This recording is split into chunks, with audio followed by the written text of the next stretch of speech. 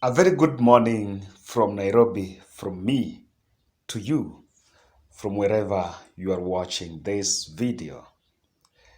Today is 20th January, and of course, we're just some few days, not few days, but we are 7 months to general election.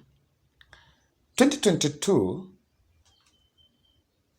is the year that is going to define who is going to become the fifth president of the Republic of Kenya.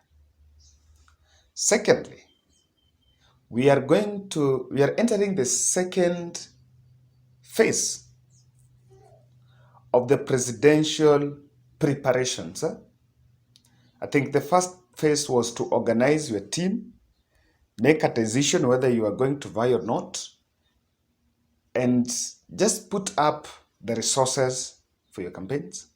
But now this second phase, we are going to decide. Presidential contestants are making decisions on their running mates. Raila Odinga have actually hinted that he's going to name his running mate somewhere in March. William Ruto is not left behind, as he's also in that critical stage on making a decision who can be his running mate. And that is why the coalition talks with Musalia Mudavadi and One Kenya Alliance have been saturating the air, because there are key elements or there are key parameters that will be used to decide who will be his running mate. As of now, Mathira MP Rigathi Gachagua is emerging from UDA camp as the best fit for William Ruto's running mate. But I want to put it in form of a question this way.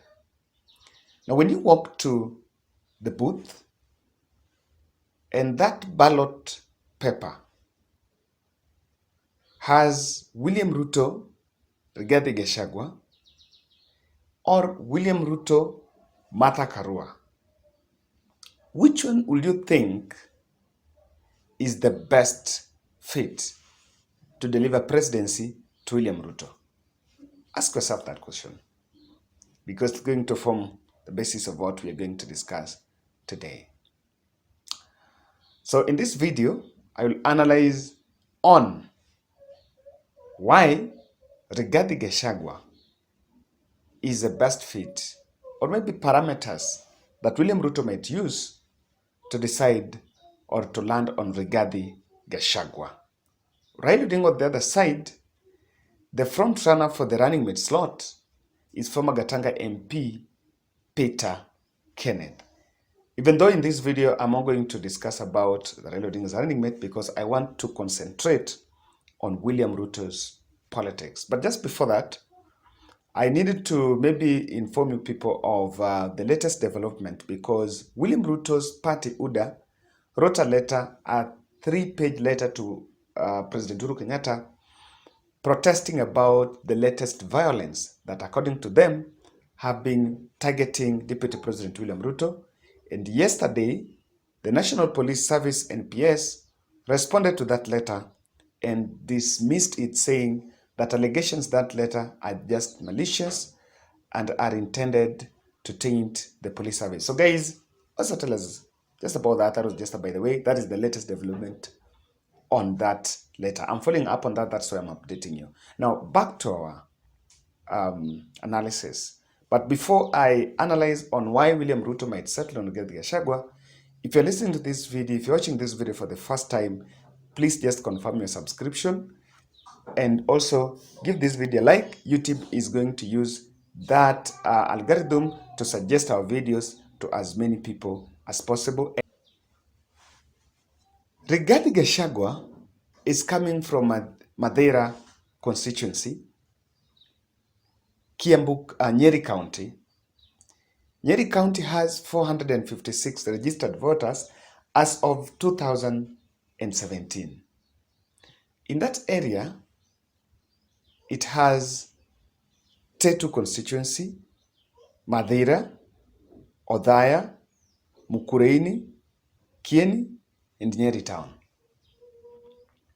So one of the reasons why I think Ruto is landing on Rigathi Gachagua is of those areas that I've mentioned, there is no one who has interest to seek the presidency.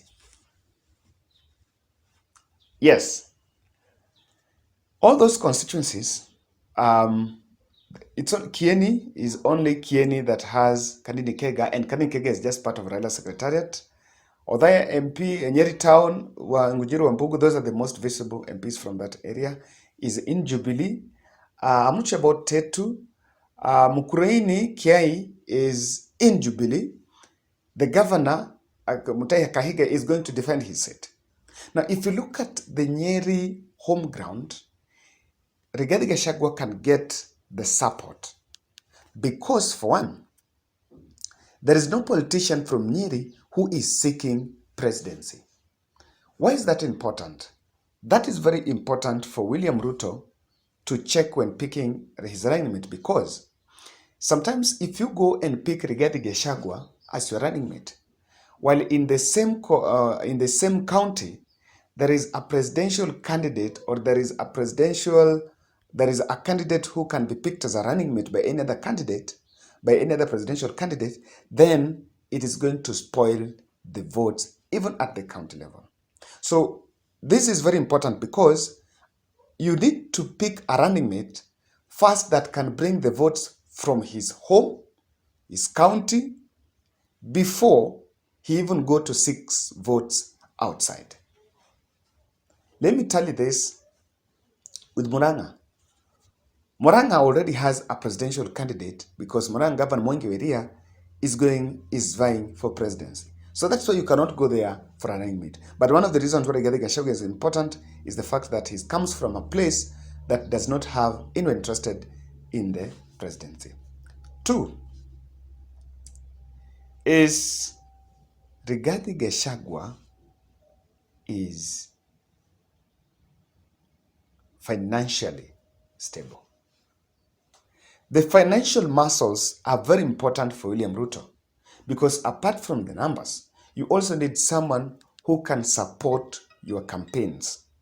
Rigathi Gachagua have worked as a DO before resigning to join head of Professor Mbithi.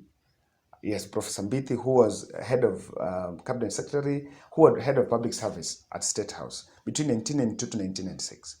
But he was a DO in Kiambaa, Rift Valley. So one thing that you really want to accept is that he's someone who has the financial muscles. Secondly, he comes from the family of the former Nyeri governor, Nderitu Gachagua. That shows you that he is really a millionaire and is touted as one of the people that can finance even William Ruto campaigns. And this is very important so that in any case that William Ruto is falling short of finances, maybe from finances or maybe when he's doing mobilization, Nderitu Gachagua can be very critical in that aspect. Another reason why Nderitu Gachagua is ideal to be his running mate is his confidence to face off President Uhuru Kenyatta. Now, if there is determinant, a denominator in William Ruto's campaigns is President Uhuru Kenyatta. Because while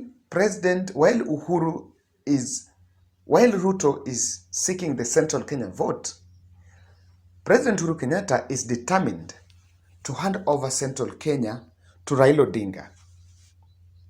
And the script of Uhuru Kenyatta is to make sure that all those things that they have said about Raila Odinga, demystifying and demonizing, and actually saying that Raila Odinga is a pork that cannot be sold to Muslims, just that is like selling pork to Muslims, is compared to selling Raila in Central Kenya. Uhuru Kenyatta are determined to undo those bad narratives and imageries and analogies they had created in Central Kenya to lock out Raila Odinga. So for you to seek to get the Central Kenya votes, you need someone who can continue, who can perpetuate Raila phobia. The only person who can perpetuate Raila phobia and have come out publicly to do that is Rigathi Gachagua. I think if you listen to his speeches, he's the only person who still call him Ganga. He's still demonizing, saying, you know, this man is old and all that. Rigathi Gachagua is not shy to face off President Uhuru Kenyatta. He continues to perpetuate, and he's one person who has been a strong person in UDA. Lastly is the loyalty to the party. Since Rigathi Gachagua started campaigning for William Ruto and joined UDA, I think he has never blinked. Many other leaders have blinked. If you look at Mwangi Kiunjuri, these are people who they come back because they were the front runners for that seat. When they come back, really, they have formed their own parties. So their loyalty, it is not confirmed. Moses Kuria, loyalty, has his own party. The only people that are there now that are strong is Ndindi Nyoro and Alice Wahome. First time MP, Alice Wahome, I think, because of age and also other factors, he's not ideal. But again, Alice Wahome comes from Muranga. And Muranga is very difficult. And William Ruto cannot go for running mate in Muranga because Muranga is, Gatanga is a potential Raila running mate.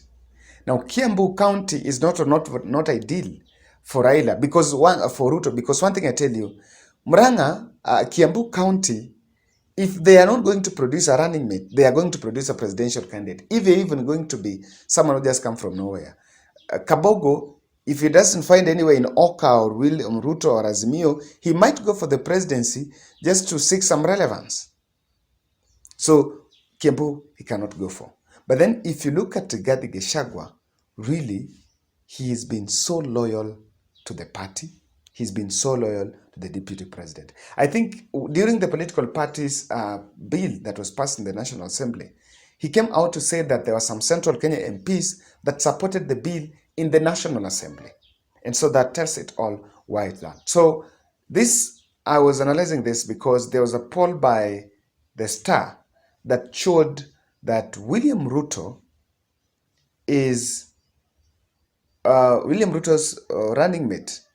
The most probable candidate is Rigathi Gachagua, who emerged as the best as so far, followed by Musalia Mudavadi. So guys, what do you think about UDA's campaigns? Because I think today I'm going to talk much about the UDA, and when I come back, I'm going to talk more about the President Uhuru Kenyatta's letter that he ignored, UDA's letter that Uhuru ignored.